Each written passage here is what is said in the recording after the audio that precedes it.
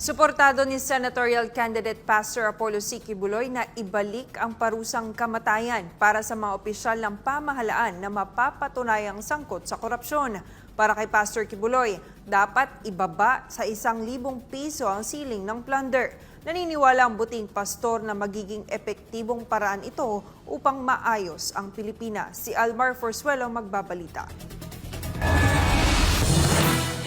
Sa isang demokratikong bansa tulad ng Pilipinas, ang gobyerno ay itinatag upang magsilbi at protektahan ang kapakanan ng mamamayan.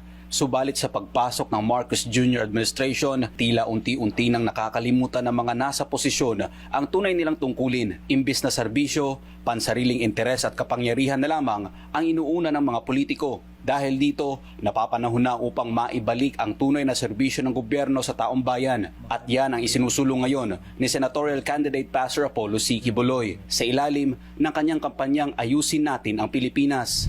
Ako'y magtatrabaho lang at tutulong para mabigyang solusyon ang ating mga kinakaharap na problema. Hindi maikakaila, sabay-sabay ang kinakaharap na problema ng bansa, laganap na kriminalidad, walang humpay na pagtaas ng presyo ng bilihin at higit sa lahat ang talamak na korupsyon sa loob mismo ng pamahalaan. Sa paglala ng sitwasyon, tila bingi at bulag naman ang ilang nasa kapangyarihan. Imbis na tugunan ang krisis, mas lalo pa nilang nilalamon ang kaban ng bayan. Tila walang takot at walang konsensya. Kaya't malinaw ang paninindigan ni Pastor Apollo C. Quiboloy, ang pagtakbo niya bilang senador ay hindi para sa sariling kapakanan, kundi para sa mas malawak na kapakanan ng sambayanan. Anya, ito ay bahagi ng kanyang advokasiyang Ayusin Natin ang Pilipinas, isang panawagan para sa tunay na pagbabago, tunay na malasakit at isang gobyernong muling magiging tapat sa taong bayan. Ang una-una ko pong advokasya, ako'y magtatrabaho po. Pupunta ako sa politika, hindi ko hanap ang pera. Hindi ko hanap ang katayagan. Nasa akin na po lahat yun.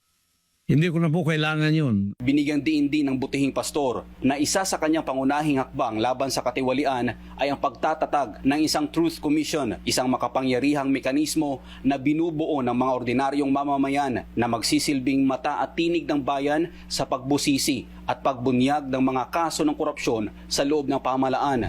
So, yung aking pong paggobyerno ay ang tinatawag na laban sa korupsyon. Yung governance and anti-corruption. Gagawin ko ang isang pagtatatag ng isang Truth Commission. Binubuo ito ng mga ordinaryong mamamayan upang imbestigahan ang mga kaso ng korupsyon sa loob ng ahensya ng gobyerno. At upang magkaroon ng takot ang mga kawatan sa gobyerno, isa si Pastor Quiboloy sa mga sumusuporta sa pagbabalik ng parusang kamatayan para sa mga mapapatunayang nagnakaw ng pera ng bayan.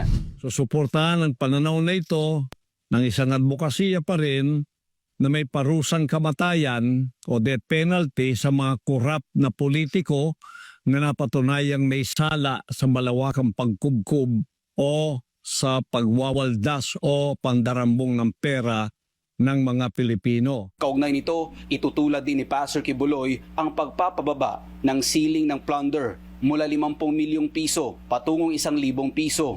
Yan po ay advokasya rin ng isa kong kasamaan sa PDP laban, si Atty. Vic Rodriguez. Pareho po kami riyan.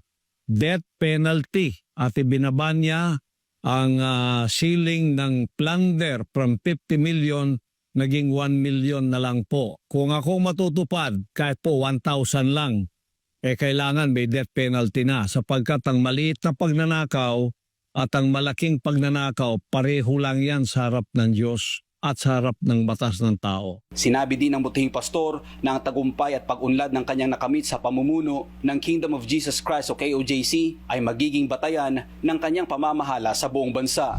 Kaya't ako po ay narito pumasok sa magulong politikang ito, hindi upang magkapera, hindi upang kumamal ng pera o kaya maging tanyag, hindi po. Magtatrabaho po ako tulad ng ako'y nagtrabaho sa Kingdom of Jesus Christ. Zero corruption, pagpapaunlad ng mga sinasakupan ko. Sa kampanya ni Senatorial Candidate Pastor Apollo C. Quiboloy na Ayusin Natin ang Pilipinas, sinisiguro niya na sama-samang kikilos ang bawat mamamayan upang maibalik ang gobyernong tapat, makatao at tunay na para sa bayan. Para sa Diyos sa Pilipinas, kung mahal Almar Forzuelo, SMNA News.